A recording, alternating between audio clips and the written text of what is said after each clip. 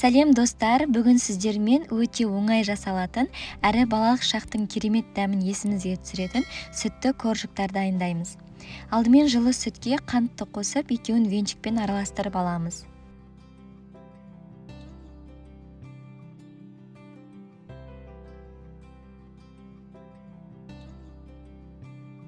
Бөлек ыдыста еріген сары майға бір жұмыртқаны қосып біріктіріп аламыз, және осы екі массаны қосып араластырамыз.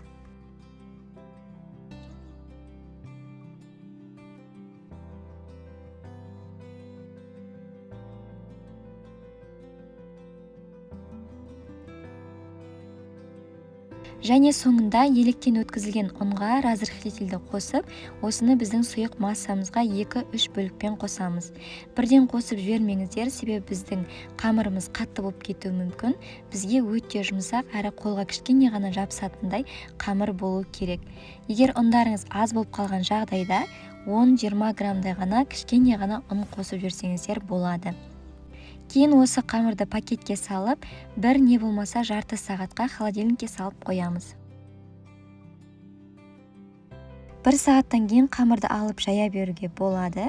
Қалыңдығы шамамен 4-5 мм болу керек. Одан жұқа қылып жайып қоймаңыздар, себебі біздің коржықтарымыз көтерілмей қалуы мүмкін және қатты болып қалуы мүмкін. Сондықтан кішкене қалыңдығына мән беріңіздер.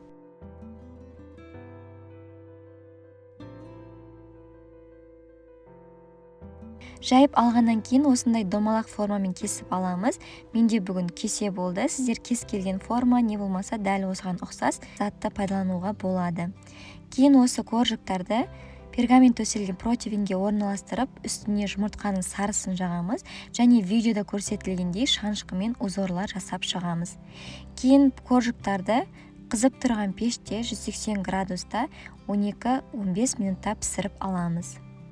Ыстықтай жесеңіздер де немесе суытып берсеңіздер де өте дәмді шығады.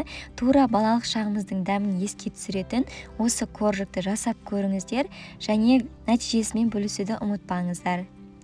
Менің видеом ұнаған болса, каналыма тіркеліп, лайк басып, комментарий қалдыруды ұмытпаңыздар. Баршаңызға ас болсын.